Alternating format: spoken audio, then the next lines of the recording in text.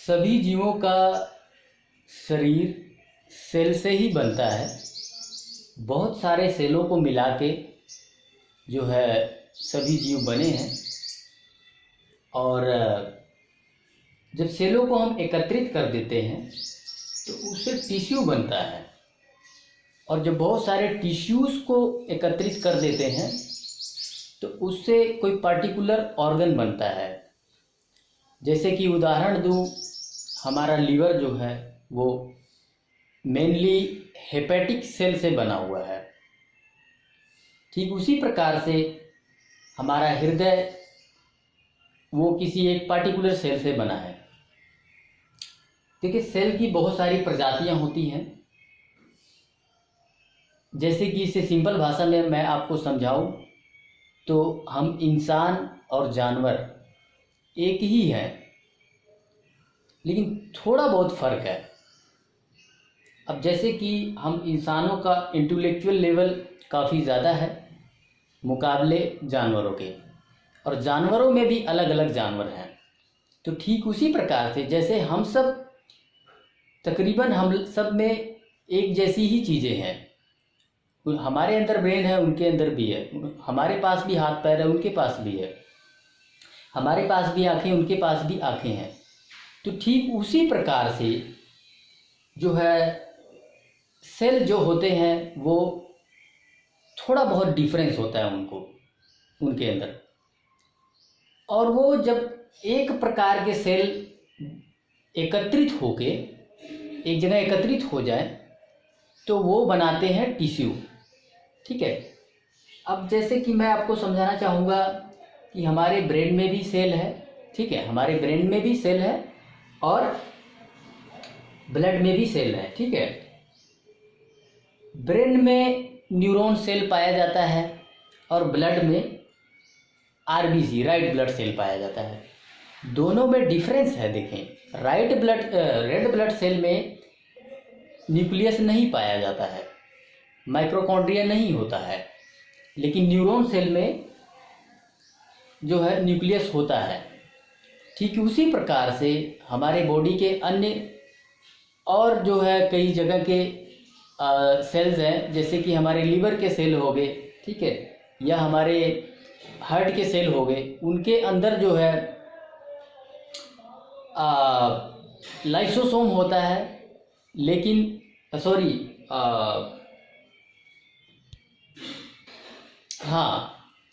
हमारे लीवर में या अन्य कहीं पे जो भी सेल्स होते हैं उनमें सेंट्रोसोम पाया जाता है, यानी कि वो अपने आप मल्टीप्लिकेशन कर सकते हैं।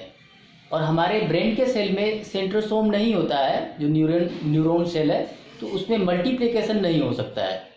तो इसका मतलब कि थोड़ा सा डिफरेंस जो है दोनों सेल में है। ठीक है, ठीक उसी प्रकार से जैसे कि हमारा स्पर्म होता है तो उसके पीछे एक पूंछ लगी होती है, तो ये एक थोड़ा सा डिफरेंस आ गया उसके अंदर। ठीक है, होते सारे ही सेल हैं।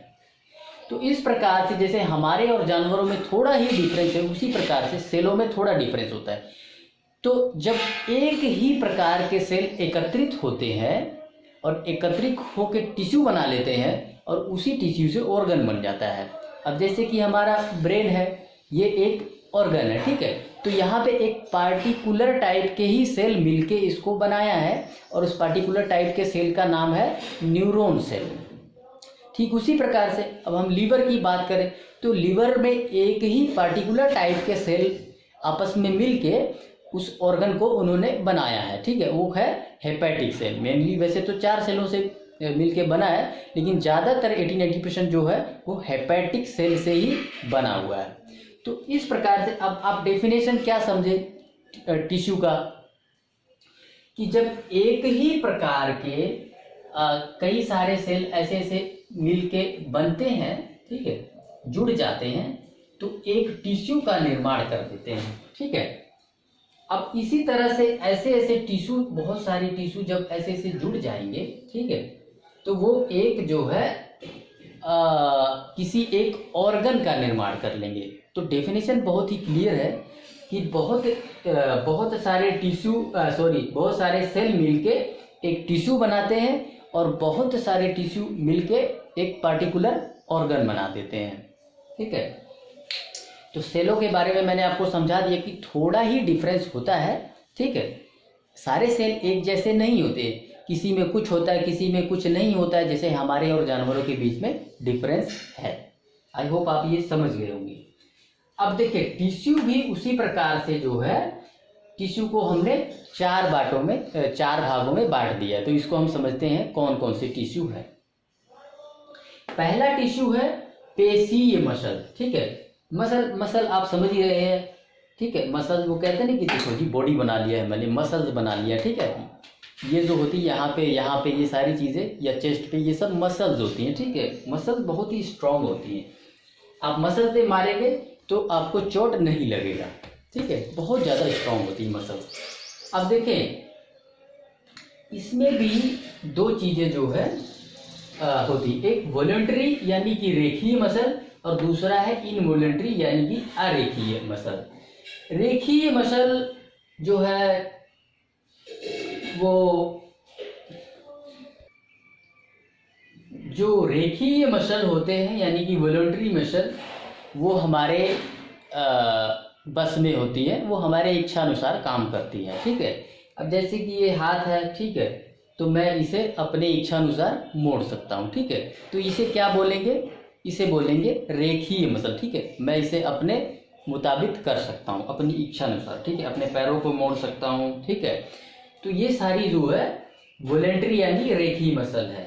अरेखीय मसल, इनवॉलंटरी मसल वो होता है जैसे कि कुछ पार्टिकुलर हमारे बॉडी के पार्ट है, जैसे कि लीवर हो गया, ठीक है। लीवर में इनवॉलंटरी यानी कि अरेखीय मसल है, वो हमारे इच्छा अनुसार काम नहीं करेगा, वो अपने आप ही काम करेगा, ठीक है। और इंटेस्टाइन में जो मसल है, ठीक है, वो भी जो है वो भी अरेखीय मसल है। या फिर आप हार्ट की बात कह लें, वो भी अरेखीय मसल, जो हमारे कंट्रोल में नहीं होता, वो अपने आप ही काम करती रहती है, ठीक है। तो इस प्रकार से अब जैसे कि जीभ है, जीभ जो है वो रेखीय मसल में आएगा, क्योंकि हम इसे कंट्रोल कर सकते हैं, हम अब इसे अपनी इच्छा अनुसार मोड़ सकते हैं, जो भी आप करना चाहे आप कर सकते हैं। तो ये जो है रेखीय मसल में आएगा। अब अगला है तंत्रिका उत्तक यानी कि न्यूरॉन टिश्यू। साफ ही है, ये हमारे ब्रेन में जो है, जो भी पाया जाता है उसको जो है तंत्रिका उत्तक या न्यूरॉन जो है टिश्यू बोलते हैं। संयोजी उत्तक यानी कि कनेक्टिव टिश्यू, ठीक है। ये नाम से ही आप समझ पा रहे होंगे, कनेक्टिव का मतलब होता है कनेक्ट करना, है ना। पूरी मतलब कि चीज़ को एकदम कनेक्ट करके रखना, कोई ऐसी चीज़ हो जो पूरी चीज बॉडी को हमारे कनेक्ट करके रखती हो। तो अब आप खुद अपना माइंड यूज करें कि कौन कौन सी चीज़ें कनेक्टिव हो सकती हैं। देखिए एक तो हड्डी है जिसने पूरे शरीर को हमारे कनेक्ट करके रखा हुआ है, ठीक है, हड्डी होगी, और उसके बीच में जो संधियां हैं वो जो है हमारी पूरी बॉडी को कनेक्ट करके रखा हुआ है। एक और चीज़ है जो पूरी बॉडी में हमारे घूमता रहता है और पूरी बॉडी को कनेक्ट करके रखता है, वो है ब्लड, ठीक है। तो अब आप समझ ही गए होंगे कि ब्लड, लिम्फ, बोन और कार्टिलेज भी बोन का ही एक आप समझ सकते हैं कि बोन का जो नरम हिस्सा होता है उसको कार्टिलेज बोला जाता है, तो बोन का ही एक रूप है। लिम्फ भी ब्लड का ही एक रूप है, ठीक है। तो ये चार चीजें जो है संयोजी और कनेक्टिव टिश्यू में आता है। अब अगले पे हम आते हैं उपकला यानी कि एडिपोज टिश्यू। इसके बीच में देखे जितना फैट है हमारी पूरी बॉडी के अंदर वो इसके अंदर आता है, ठीक है। थाई में हो गया या पेट में, जहाँ कहीं भी, जनरली इन जगहों पे जो है फैट जमा होता है, ठीक है। जब पेट बहुत ज़्यादा निकल जाता है तो उसके बाद अन्य जगहों पे भी फैट आना शुरू हो जाता है। आप देखेंगे गाल पे भी फैट आ जाता है, ठीक है। तो इसको जो है उपकला यानी एडिपोज टिश्यू बोला जाता है, ठीक है। तोंद हो गया, कुबड़ हो गया, जैसे कि आपने ऊंट देखा होगा, ऊंट का कुबड़ होता है ना, ऐसे निकला होता है, तो वो भी, उसमें भी फैट ही भरा होता है, ठीक है। या फिर हमारे शरीर पे जो झुर्रियाँ आ जाती हैं, ये भी फैट का ही एक रूप है। तो डेफिनेशन, एक पार्टिकुलर प्रकार के सेल जब मिलते हैं और मिल के टिश्यू बनाते हैं, और वही टिश्यू जो है मिल के एक ऑर्गन बना देते हैं, ठीक है। डेफिनेशन आप समझ ही गए हैं। और इसके 4 प्रकार हैं, इसको मैंने आपको बहुत अच्छे से समझा दिया।